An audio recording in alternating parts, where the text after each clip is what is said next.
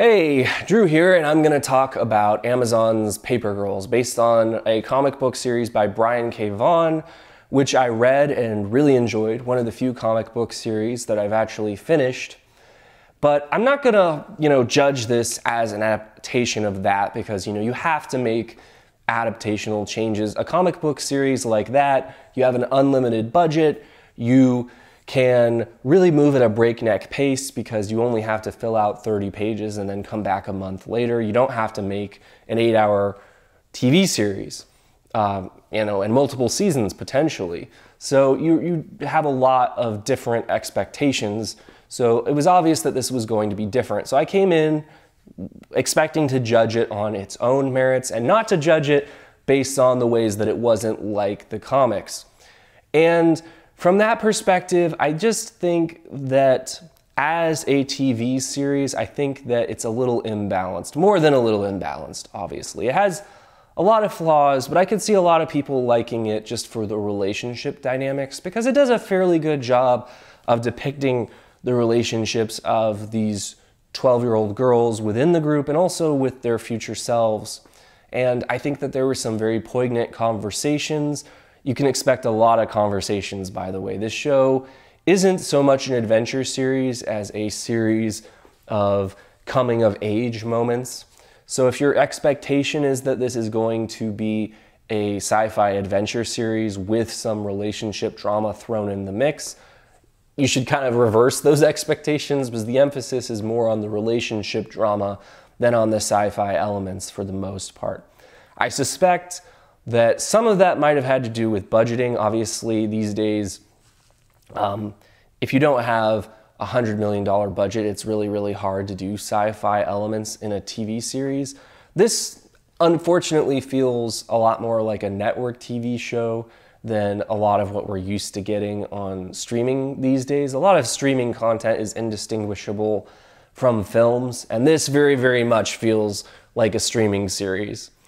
But putting that aside, the showrunners do a pretty decent job once they get comfortable. I think it takes them a couple episodes to get over trying to force the relationship dynamics. I think initially the relationship dynamics feel a little forced because they're in situations where the characters would be trying to figure out how to survive or how to get back to their own time. This is a time travel series, by the way. I'll tell you a little bit more about the premise in a second, but instead of doing that, though, they are unburdening themselves of their deepest emotional secrets and the things that are burdening them.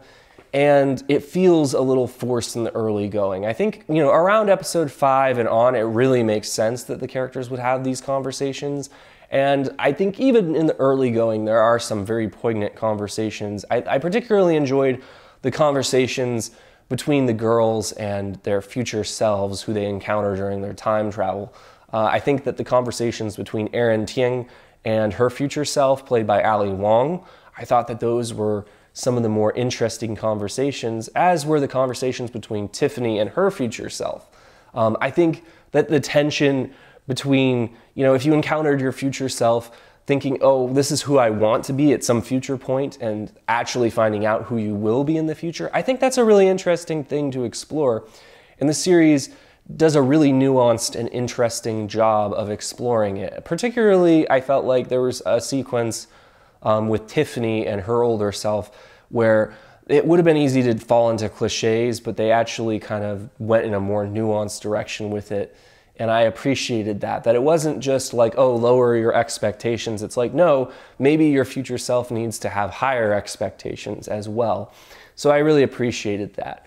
As I said, the concept is essentially you've got these 4 girls who are doing a paper route on Hell Night, which is the night after Halloween, and there's a lot of creepy goings on. It was a lot more atmospheric in the comic. Generally speaking, the show is not very stylish or atmospheric. It's pretty generic in the presentation.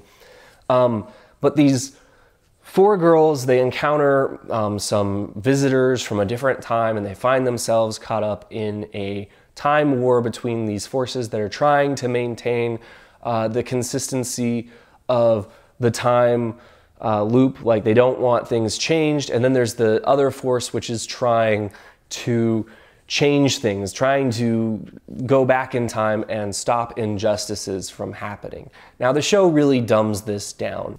Following. So there's these old wash, they're bad guys. Well, they feed people to dinosaurs, so what do you think? I find that frustrating because I think that there could have been a lot more emotional and, you know, philosophical complexity here, but the show just, to me, the writers constantly betray the fact that they're not that interested in the sci-fi aspects or the philosophical aspects of this series. They're really mainly interested in the relationships between these 12-year-old girls. And as I said, they do a relatively decent job of exploring them. I think Mac, that character, to me, is probably going to be a fan favorite. To me, she feels kind of forced because for a tomboyish, not overly emotional, tough girl, she spends a lot of time talking about her feelings and stuff that I feel like she would hold closer inside her. Like, I'm not saying that these girls wouldn't share their emotions with each other eventually, but I feel like from the beginning, Mac is doing it. And there were scenes, like one scene in the mall in particular, where, you know, being a tough girl, being someone who's kind of caustic is one thing, but she's just downright mean for no reason a lot of the time. And the scene in the mall in particular, I felt that that was the case. The girl that I thought was the most interesting and handled with the most nuance was Erin. I really enjoyed this actress's portrayal, and I thought that her acting was really subtle and realistic, and the depiction of her relationship with her family and the way that her interactions with her future self affect her, I thought were really, really well done. I also really enjoyed Ali Wong's portrayal of older Erin. She gets a hero moment, and that moment was really, really well handled. I love the delivery of the lines during that sequence when she's, you know, risking her life to protect these young girls, her younger self. The other girls are also pretty well portrayed. I don't see any of these actresses going on to have major careers, but I think that they're all decent and I enjoyed their acting, particularly Erin, as I said. I also really enjoyed the physical acting of Adina Porter as Prioress. I thought she did a really good job portraying the menacing nature of this character, but she also hit some really strong emotional beats, and they actually did a good job of giving this character some unexpected complexity by the end of the series. I also really liked the performance of Nate Corddry as Larry. I felt like the minute that this character showed up, the series immediately got a boost. And not because he's such a great character. I thought he was a decently written character, and I actually was a little frustrated with the way that they handled this character throughout the series. I felt like they could have done more with him. But I felt like he brought a grounded presence, and he was really, really focused on his mission and on like actually getting stuff done. He didn't have a ton of personal life that got developed. And to me, I thought that that really helped to balance the dynamic with the girls. I also think a shout out should go to Sekai Abenì, who as older Tiffany just brought a lot of warmth to the character. And I think that the younger character comes off as very nerdy and just like very, you know, confident in her approach to life. And I liked the way that Sekai Abenì took this character and shows, I felt like it seemed like someone that Tiffany could grow up to become, because there were still shades of the, you know, the nerdiness, but it's really, really something that she's kind of pushed deep down so that other people on the outside won't recognize it. And I really just thought that the relationship between these two characters was one of the more touching ones in the series, outside of the relationships between the girls and the group themselves. The one performance in this series that I really did not care for at all was Jason Mantzoukas. I've never really cared for this actor. If you're a fan of his, please tell me what you enjoy about him. I've watched him in Brooklyn Nine-Nine and in a lot of comedy roles, and I've always just found him to be aggressively unfunny in those roles. And he plays this role exactly the way that he plays his comedic characters. So to me, it just felt like a really, really hard character to watch, watching him play the main villain grandfather. He didn't come off as menacing. He didn't come off as funny. He really didn't have any vibe that I could sense. It was just Jason Mantzoukas doing what he does, and I've never really understood what he's trying to do and why he gets roles. So I really felt like that was a misfire. This series oftentimes felt like it was made for 12-year-olds, but it has so much swearing and other content issues that I have to assume that it's probably made for a older teen audience, and maybe some adults will watch as well. It doesn't feel sophisticated or mature enough to be aimed at an adult audience, I guess is what I would say. I feel like it's a show that an adult audience might enjoy, but it doesn't feel like it was aimed at them per se. So it was just odd to me, because it feels like a show that doesn't really hit squarely any audience.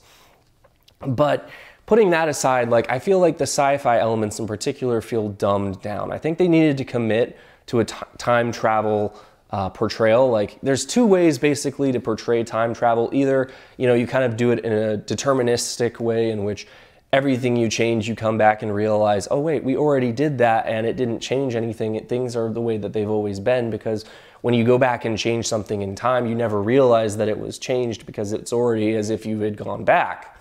That would be one way to do it. Or you could do it in such a way that, you come back and oh, the thing that we did had all these consequences that we didn't foresee. That would be another way to it, like Back to the Future style. And it didn't really commit to either of these approaches. Sometimes it was like, oh look, that already happened, we already knew that. And sometimes it was like, oh, well, we can actually go back and erase this bad thing that happened. And it wasn't as if the character would get shot or something and then the character in the future would have the scar from it. That was something that the comics portrayed, but you didn't really see here. So the time travel, I don't think that they put in the effort to really establish how it works, which was something that frustrated me. I felt like, it wouldn't have been that hard.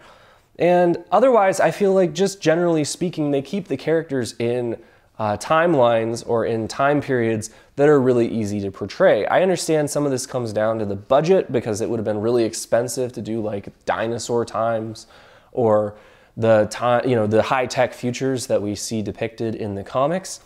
But I felt like they could have at least teased that at the end of this series, but instead they tease another timeline within the last century, which is something that I just don't think is that interesting. I think we've seen it done a lot.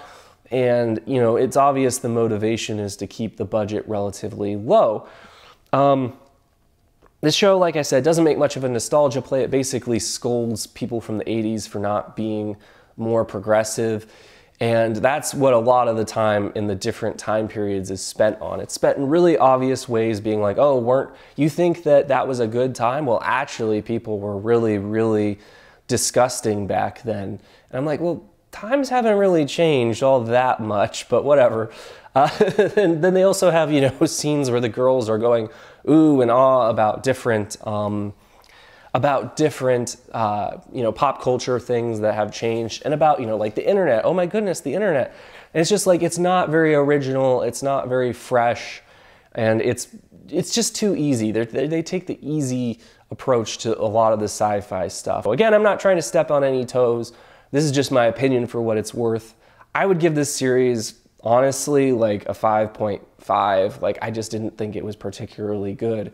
But I could understand if you enjoyed the characters, if you enjoyed these frank conversations between the girls, that you could find yourself enjoying this. I just personally didn't think it was well done enough to warrant the investment of more time, and I wouldn't tell other people to invest in watching this series.